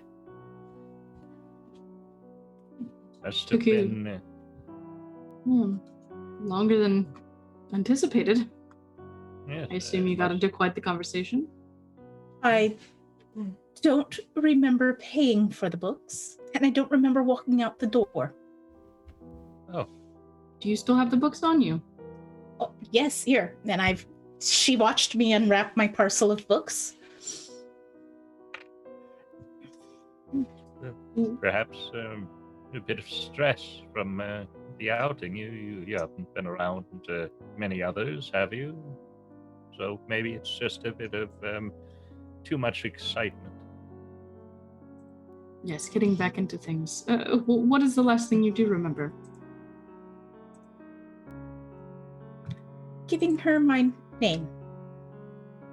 But I didn't give her my real name. Oh, Good choice. I gave her Martha Cartwright, and I then- think.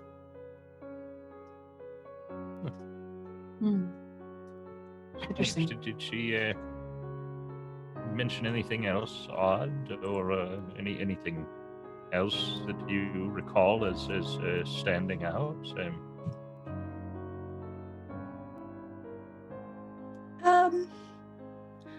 A little.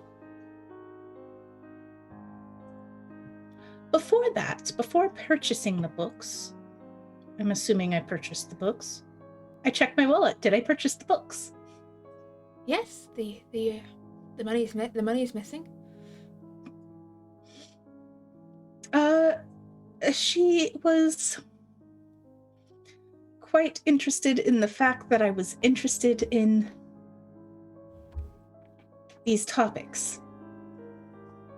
I suppose she should be, being a seller of occult books. was interesting, though. She said she wasn't a believer herself and didn't really seem to care too much for... Well, best to keep our wits about us about the situation, but I suppose if any damage has been done, it has already been done. Perhaps we'll avoid that bookstore in the future. Or, then again, perhaps we'll find ourselves drawn back again. If there is some strangeness about the place. Yes, well, she has my contact, so if anything strange happened to her as well, then hopefully she'd reach out. Yes.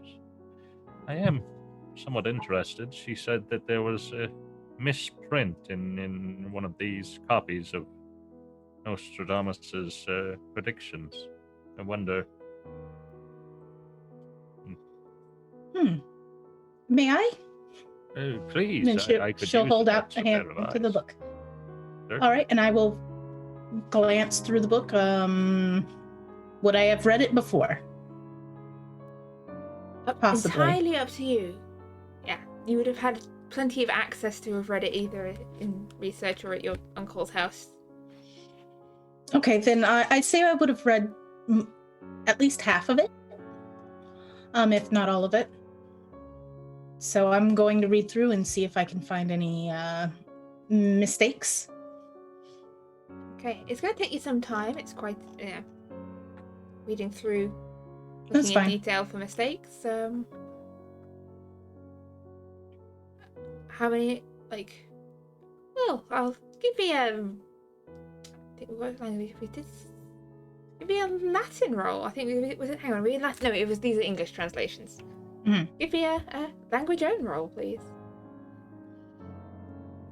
About how long it will take you to find a misprint. This is a proofreading test. And I honestly, given Call of Cthulhu, I'm quite surprised proofreading isn't actually on the skills list. There we go. I got a hard success.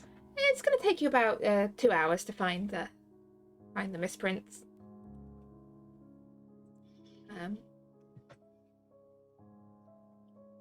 And when you reach them, they are unfortunately fairly underwhelming misprints. It just seems that someone has, for one chapter of book, replaced all the S's with Z's. And double typed the word "the" about 5 different times.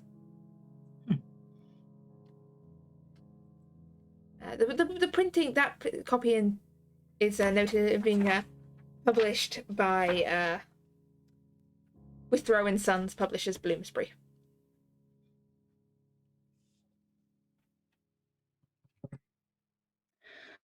Well, there's nothing significant about the misprints here. I suppose I don't know what I was expecting, really.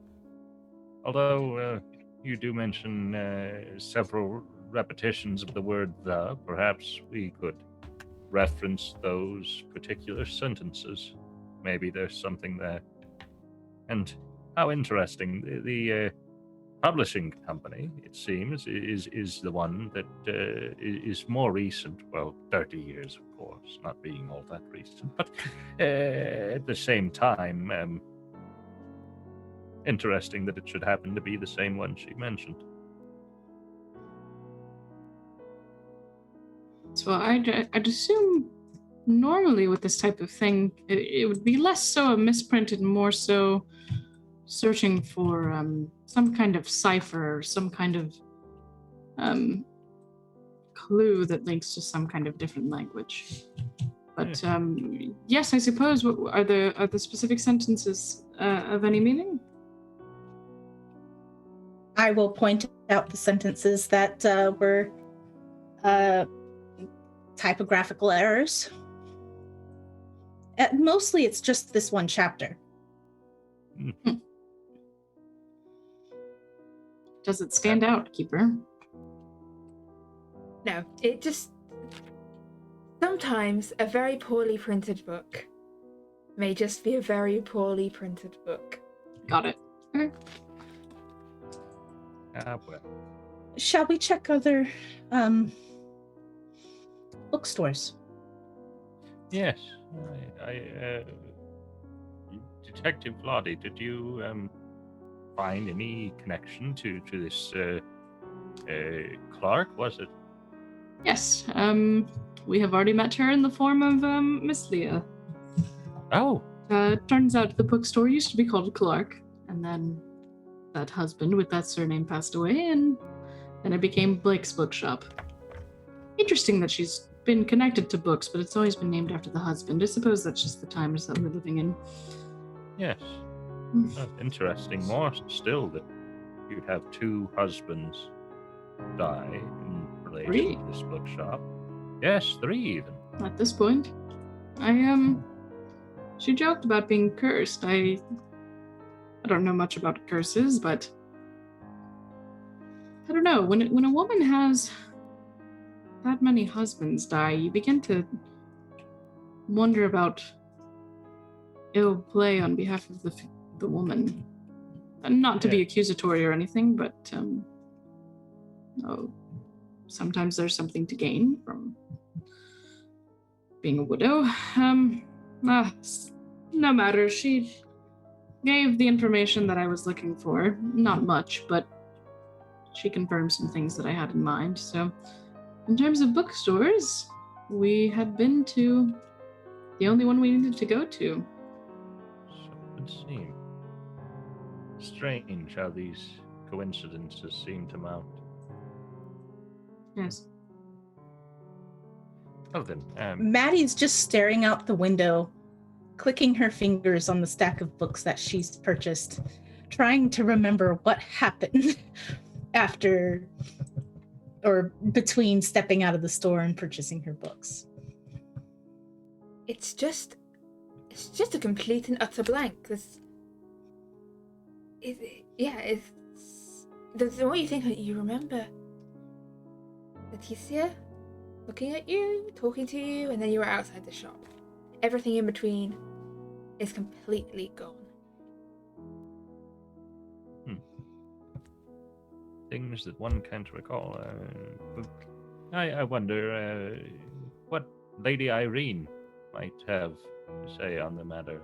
Perhaps she might bring forth some memory through one of her practices. Yes, you'd think so.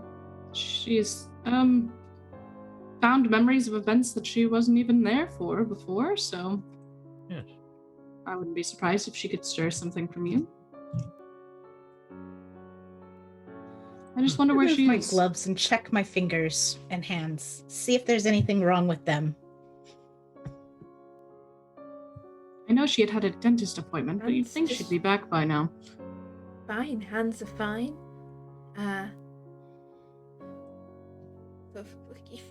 Other than the gap in your memory, you feel fine, like barely a hair out of place. And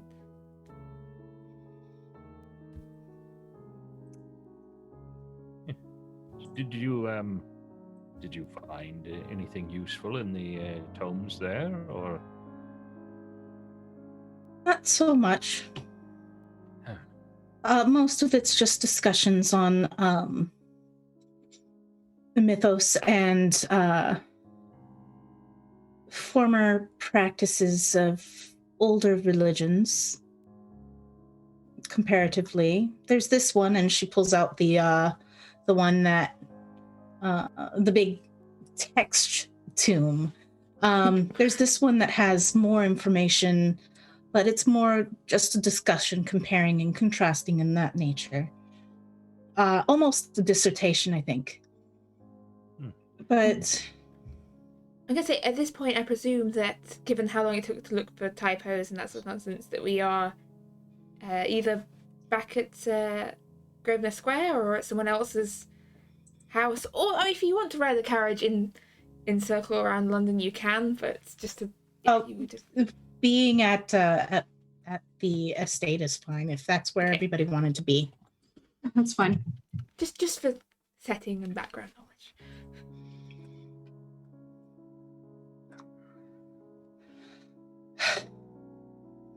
Do you suppose that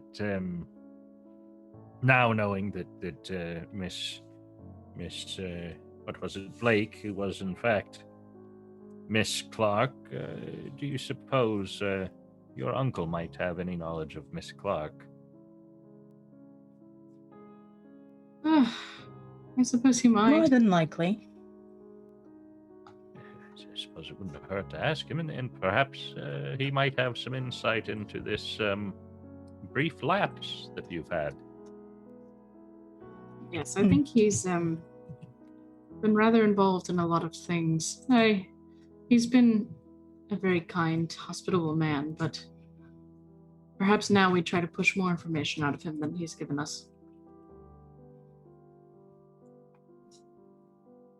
Very well. I will see if he is still here. I'll go look for him. You find him in his office, like head in a book, poring over some cramped text, like monocle in his eye, peering through it. Maddie, dear. We're back from shopping and books. How was it? Good? Do you know Mrs. Letitia Blake?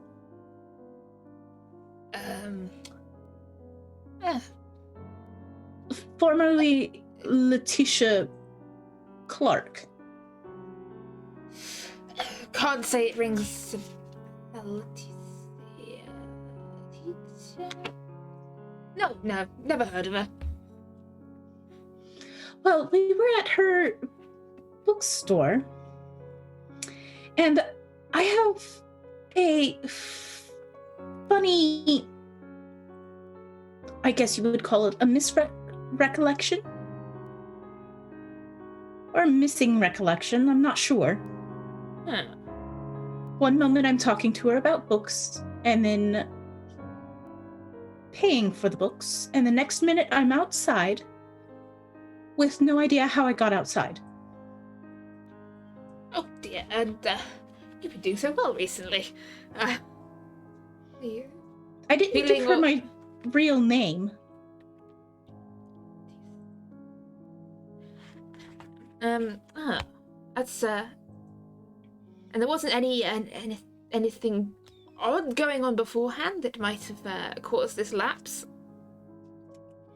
Well, we had been talking to her about all sorts of occult manner. I believe she's connected to my family in some ways. As you know, I've been looking into that. She did mention you and your estate. So I find it interesting that you don't recall her name. No, the only... Letitia Clark. Well, her friends call her Leah. Leah. You sure it was Clark? Well, most presently it's been Blake. I knew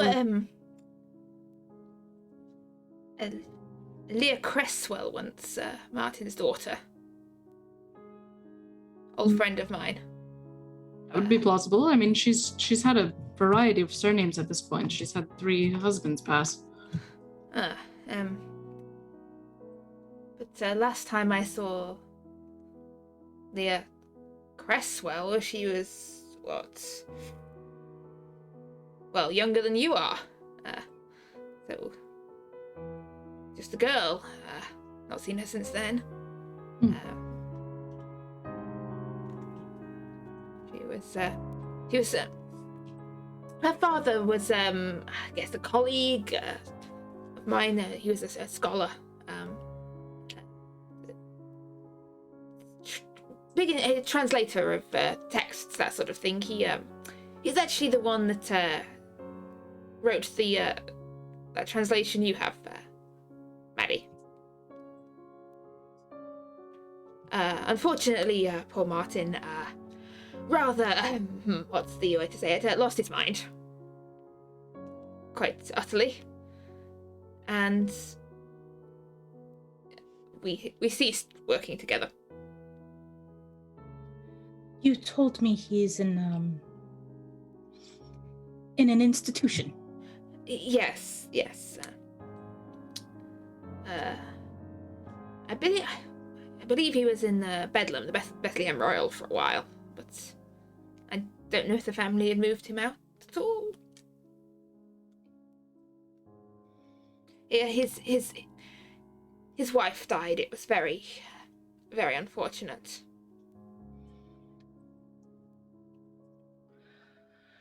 Is there something that might have been done to make me forget something that happened? Well, it's not something I know a way of doing myself, but I mean, it's the kind of thing that gets mentioned as a possible effect or possible relatedness to all manner of things that people can do. That is to say, it's not impossible that if Mrs. Blake Clark, whatever she calls herself, has dabbled in books of her own, that she may be able to play with your memories, remove them. Do you think it wise if I go back and speak with her? Well, definitely. I was not sure I could say it was wise, exactly. But then much of what we do is not wise. The wise people have long since left this field of study long behind. It's only us, the unwise and the uncautious, that are remaining. Yes. Miss Carter, you did mention Dagon in her presence, right? And she had some kind of reaction to that? Mm-hmm. She told me to be careful. I think I shall go back. I am going to turn around. Well, let's not be so hasty. I mean, perhaps if you mentioned Dagon and she got upset, and I believe she had mentioned, she mentioned Bellfont. She did. She wanted to introduce me to him. That was not going to. I have my concerns about whether or not she is on good terms with him in a way that would be concerning to us. Well, she said that, forgive me for overhearing, as far as I could tell, she did not see him personally. Someone else came to collect any orders that he had? Yes. Don't apologize for eavesdropping. We were doing the same on your conversations, but yes, I suppose she's never met him in person, but it seemed like she was spurned by the fact that she wasn't invited to the wedding. I have my concerns. If I may interject, it was actually Sir John she was saying she hadn't met in person. Sir John? Yes. She hadn't met in person. Yes, he was saying that Sir John had made orders from her and she hadn't met him in person. Sorry. Okay, well then I misheard that. In fact, yeah. In any case, what is it that you intend to accomplish by returning back so soon? Forgive me. Well, I forgot something. I forgot something and I need to retrieve it. And that just happens to be a piece of my memory. I suppose, yes. And you will set about retrieving it by... Asking her about it? Well, forgive me saying so. Oh, please, Detective. I just do hope that if you do follow through with us, we'd be welcome to accompany you. Yes. But also, I have a small concern, you see. If she were to have had any hand in your memory lapsing, not that I truly believe such a thing is possible, but if you are inclined to believe that, would it not be less than revealing to speak to her about these things which you have forgotten? And in fact, might not she place certain tidbits of information incorrectly into your memory. Yes, that's very astute, Porter. It is possible, but it is also possible that this is just a test before she provides more information. I suppose that is a very fair point. What do you think, Uncle? As we are having this conversation in his office. Sorry, old man drifted off for a sec there.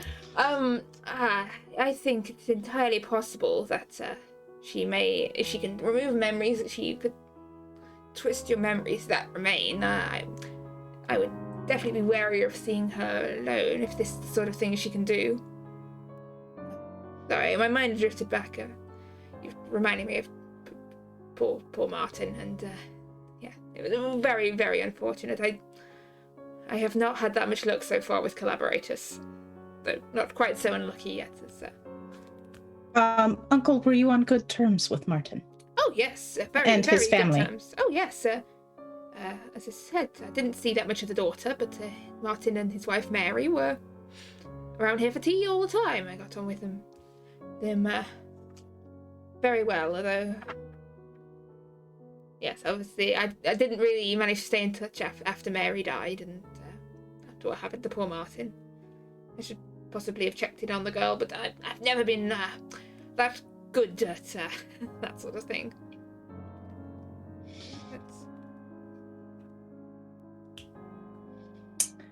Well, Keeper, what time is it? This time, mid-afternoon. Mid-afternoon? Well, we can either go back right now, or we can have supper and then go back tomorrow. If we do insist on returning, I personally would recommend we strike while the situation is still fresh. Otherwise, she can claim that she doesn't remember either. Very well. Then let's be on our way. But Mr. Thank you, Porter Uncle. had his own opinion of whether we go back today or not. I would like to hear that out. Well, you see, we do have Lady Irene to consider in this. She is quite inclined to that art, I believe, is what they call it. But perhaps having her along for that type of thing might be advisable if you understand my meaning. You see, she's seen the three of us arrive quite separately, and then to arrive back again. I just mean to say I wouldn't feel comfortable letting you in the shop on your own, and it might raise somewhat more questions, but I don't mind. Yes, and coming with Lady Irene in tow might put her at ease, since we can give her that peace of mind we recommended, so... Yes, well, again, this is just the thoughts of one man. I see no reason why we couldn't attend this evening. Oh, ultimately, it's up to you, Miss Carter. You're the one whose memory has been slighted. Yes.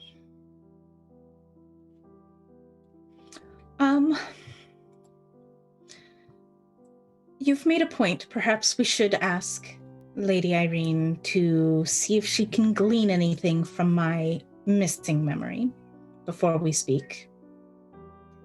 And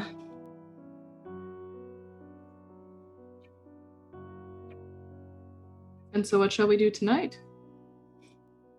Well, let us see.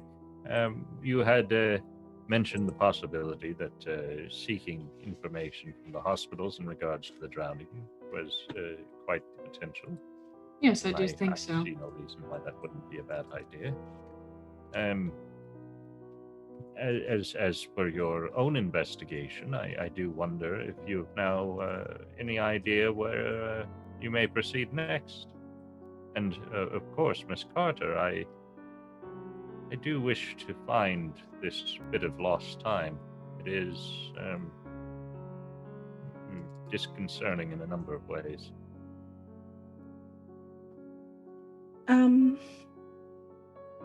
Yes, keeper. I was going to say, it's to you whether you have business to continue with that evening, or whether we conclude things a little early tonight and pick up with the addition of Lady Irene next week. The choice is yours. I think we could pick up with Lady Irene. They do make a point of maybe Lady Irene will be able to help, so we can send a letter for her to meet us here after her dental appointment. Oh, yes, it's quite a major dental appointment. It being actually, if it was in the 1880s, I don't know how good dental health care was. I've got Not a whole very week good. to look that up. Not very good. Just yes. So, as our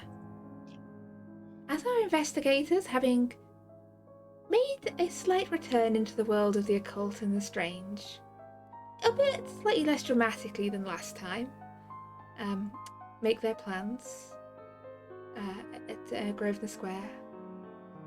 And as the widow Blake shuts up her bookshop for the evening, and the River Thames flows darkly through the misty city, we conclude the return of the London Esoteric Society, and we will hopefully see